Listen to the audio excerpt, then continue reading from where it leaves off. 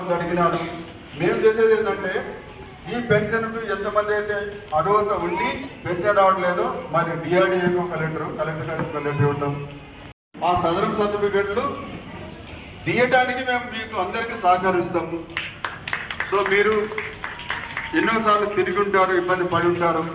ఎంతమందికి అయితే సదరం సర్టిఫికెట్ లేవో వాళ్ళందరి కోసం ఒక జిల్లా కలెక్టర్ గారిని, జిల్లా సంక్షేమాధికారి గారిని అవసరమైతే మేము 3 క్యాంపులు పెడుతున్నాము.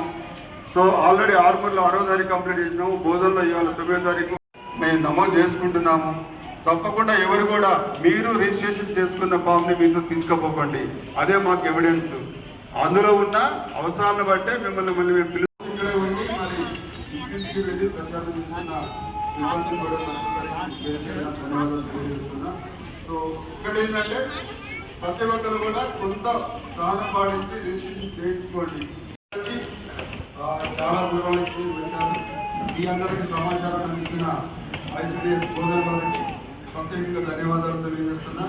మరి ఇక్కడికి చాలా మంది చూపిస్తున్నాం.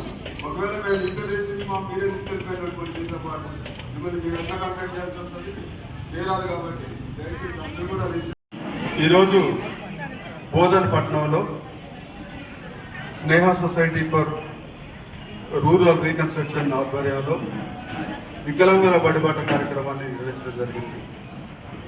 దీని ప్రధాన ఉద్దేశం ఏంటిదంటే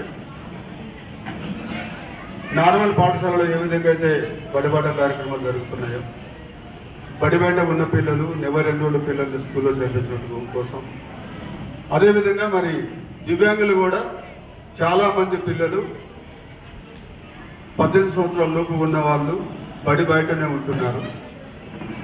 మరి రీసెంట్గా యూనిసెఫ్ ఇచ్చిన రిపోర్ట్ ప్రకారం కూడా 7 సంవత్సరాల లోపున్న 95% మంది దివ్యాంగులు నెవర్ ఎన్రోల్డ్గా మిగిలిపోతున్నారు. అంటే వాళ్ళు స్కూల్ బయటనే ఉంటున్నారు. వాళ్ళ స్కూల్లో వాళ్ళ పేర్లు నమోదు చేసుకోబడటం లేదు.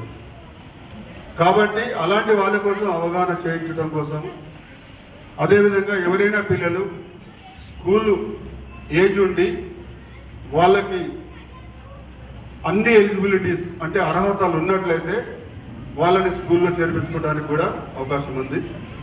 మరి స్నేహ సొసైటీ ఆధ్వర్యంలో నిజామాబాద్లో మానసిక వికలాంగుల పాఠశాల, అందుల పాఠశాల నిర్వహించడం జరుగుతుంది.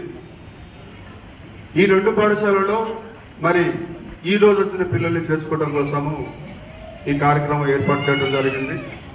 18 సంవత్సరాల లోపు వయసున్న మానసిక వికలాంగులు మరియు అందులను గుర్తించి వాళ్ళకి కావలసిన సహాయ పరికరాలు, కావలసిన స్పెషల్ ఎడ్యుకేషన్ అందించడం కోసమే ఈ వికలాంగుల బడిబాట కార్యక్రమం.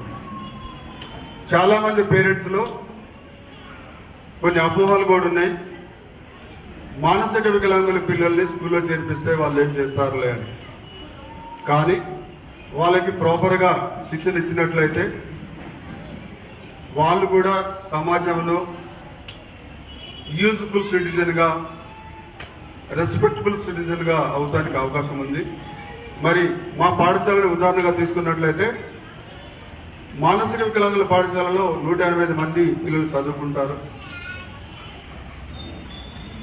మరి ఇప్పటి వరకు వాళ్ళు చాలా అంశాల్లో జాతీయ స్థాయి కూడా వెళ్ళగలిగినారు. మానసిక వికలాంగుల పిల్లలకి శిక్షణ ఇచ్చినట్లయితే మరి వాళ్ళు ఏ స్థాయి కన్నా వెళ్ళగలుగుతారు అంటానికి ఇది ఒక ఉదాహరణ. రన్నింగ్లో మా వాళ్ళు నేషనల్ లెవెల్లో గోల్డ్ మెడల్ సాధించినారు. బోసీ గేమ్లో నేషనల్ లెవెల్లో గోల్డ్ మెడల్ సాధించినారు. అదేవిధంగా చాలా అంశాల్లో మరి వాళ్ళు నేషనల్ లెవెల్లో గోల్డ్ మెడల్ సాధించినారు. మరి యోగా కోసము రేపు 21వ తారీఖు రోజు, జూన్ 21వ తారీఖు రోజు ప్రపంచవ్యాప్తంగా యోగా అనేది నిర్వహించడం జరుగుతుంది. మరి జాతీయ యోగా పోటీలు హైదరాబాద్లో కేంద్ర ప్రభుత్వ ఆధ్వర్యంలో నిర్వహించబడతాయి. మానసిక వికలాంగులు యోగాలో పార్టిసిపేట్ చేయడానికి వెళ్తున్నారు.